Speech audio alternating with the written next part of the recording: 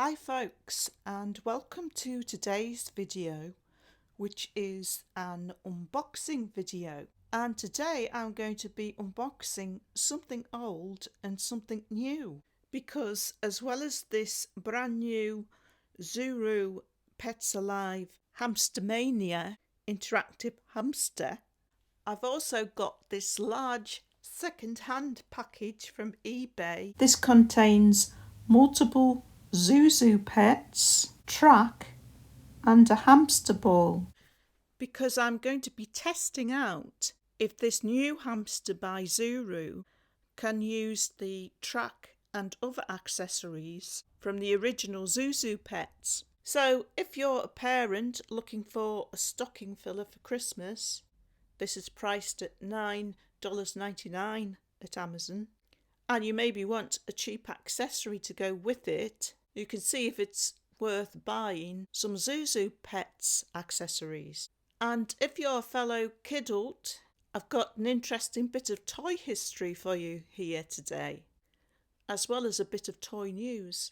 And as always folks, if you decide to purchase this after watching this video, I will be much obliged if you use the link to Amazon in the description below, as it helps the channel. So without further ado, let's get this hamster unboxed and see what it does. So there's actually a tear strip along here.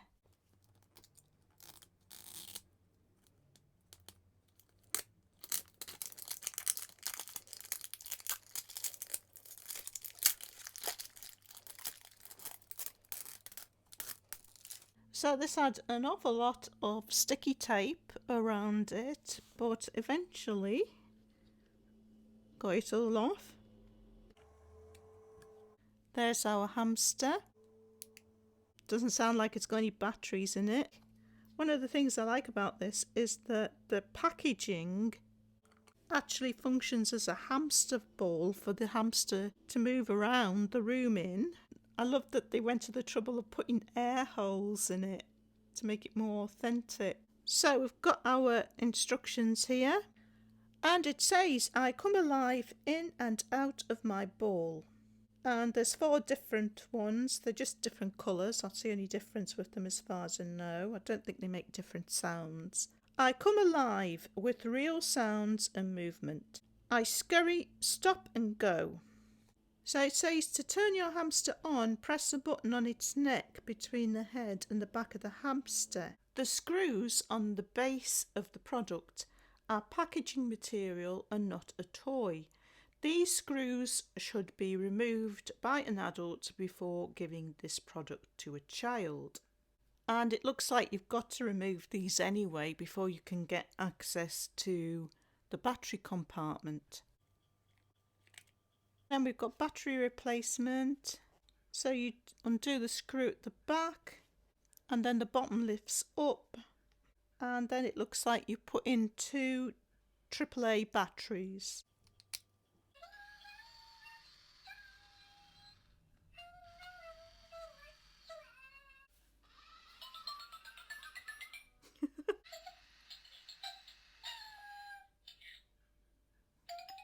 He's an extraordinarily chatty creature. Now if I put this on the floor, I'm just going to lose it straight away. So what I'll do next is I'll open up the second-hand Zuru Pets and we'll see what this is like on the track.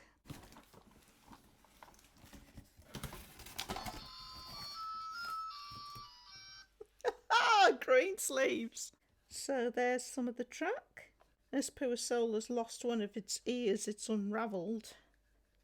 But this is one of the original Zuru Pets by Sepia. The tag's been cut off because the tags actually stopped them moving around properly around the tracks. We've got a later Zuru Pet here. This one was when Spin Master had the license for a year, I think. They just produced them for a year. A hamster ball there, and lots more track. So I'm going to try putting all this track together, and then we'll see how the Zuru hamster moves around it, if it's suitable. we'll compare the Zuru hamster with the original Zuzu pets, and I'll give you that bit of toy history and toy news. So that took quite a bit of putting together, but let's see if the hamster can use it okay.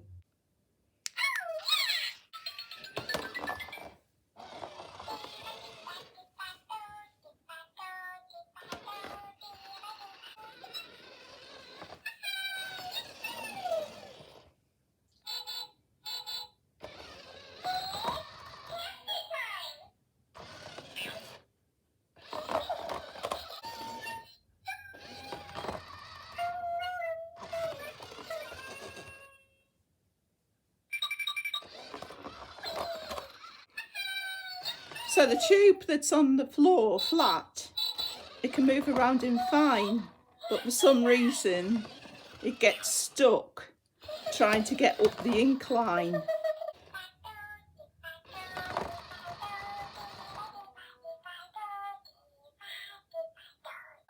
I'll try putting it in here and see if it can go down. Oh yeah, it can get through going down, it just can't go up the incline. So the conclusion is it can use tubes if they're flat on the ground, but not if they've got an incline. So if you were going to get some second-hand Zuzu tubes, best to look at the ones that are just flat on the floor.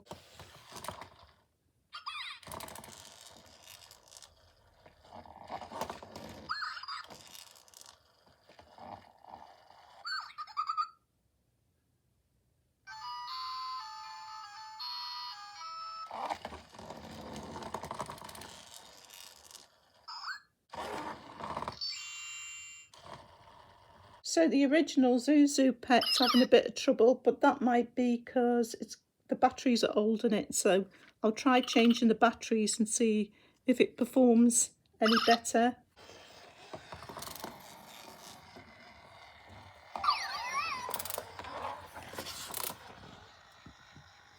So the Spin Master Zuzu pet is the only one that made it all the way round. So I've put some fresh batteries in this original Zuzu pet.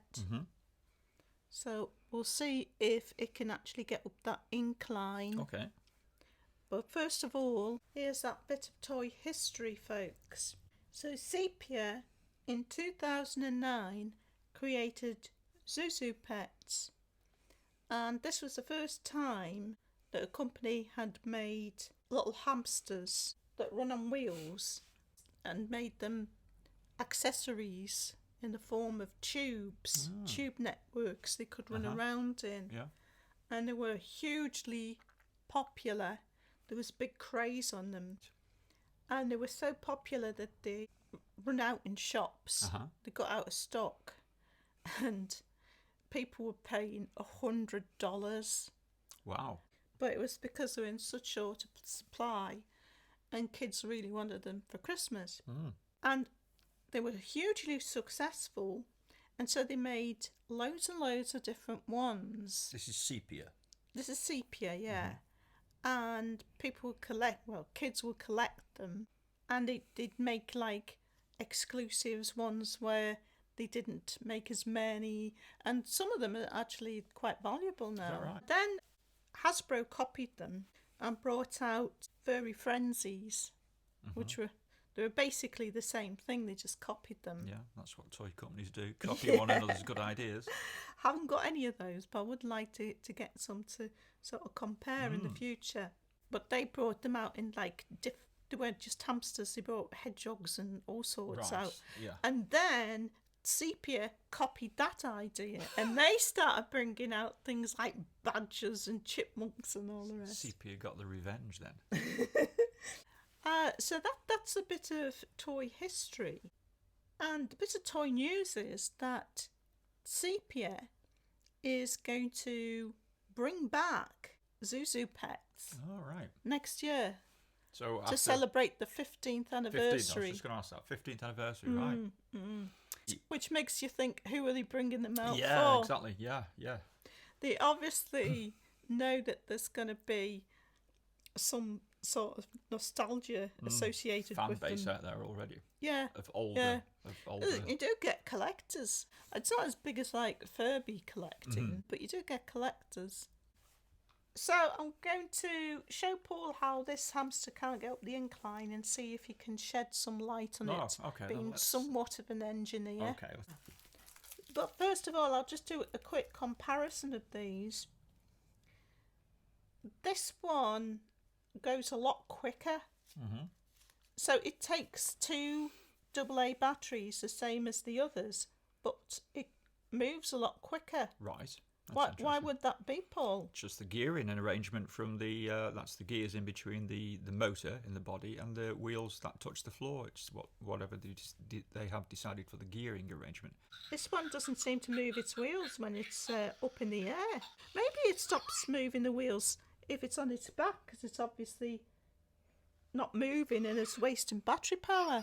Yeah, it's a good idea, but it's still surprising that they've built something like that into it. You can see the wheels move a lot slower on these. Yes. These have an extra button at the front. And that was if you just want them to make noises and not run around. Yeah. Whereas this, it only has one button and it'll just move straight away. Yeah.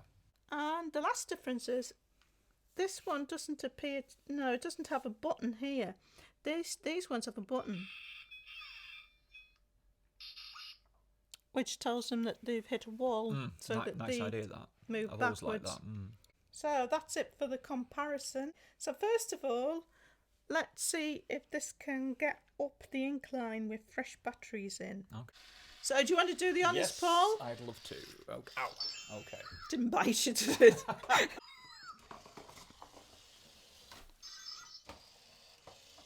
Oh, it's come back out. Yes, away. Here we go. Very smooth. Oh. Ah, yes. Well done. No problem. That seemed to be sort of like celebratory play of green sleeves. Okay, Paul, so if you put this one in, you'll be able to... Oh, that wasn't very nice, picking it up by the ear. Well, last time when I said ouch, I think I put my fingers in the wheels and it nipped. Whoa.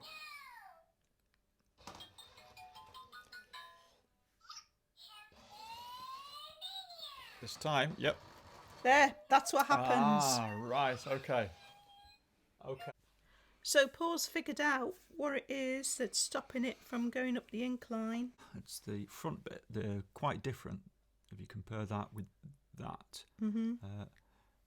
This seems to... there's a groove in the track, and this is supposed to engage in the groove, but there are some little bumps on there as well, and for some reason I can't get close enough, but it's like hitting a brick wall when this little smooth bump tries to go up the track. It hits these grooves and it stops it solid, whereas this one actually it's not a smooth peg and it's taller. You would think it would have more of a blocking effect. Though, isn't it? Is it? It could be it. Yeah. But it's definitely, you can feel it when it goes into the track. It stops dead on this, whereas this one seems to, I'd say it seems to lift it up and ride in the groove properly, and this one doesn't. So it's just that design feature at the front. And finally, we'll see what this is like moving round in the hamster ball. That's funny. That works very well, doesn't it? Yeah. So folks, that about wraps it up for this unboxing demonstration and review.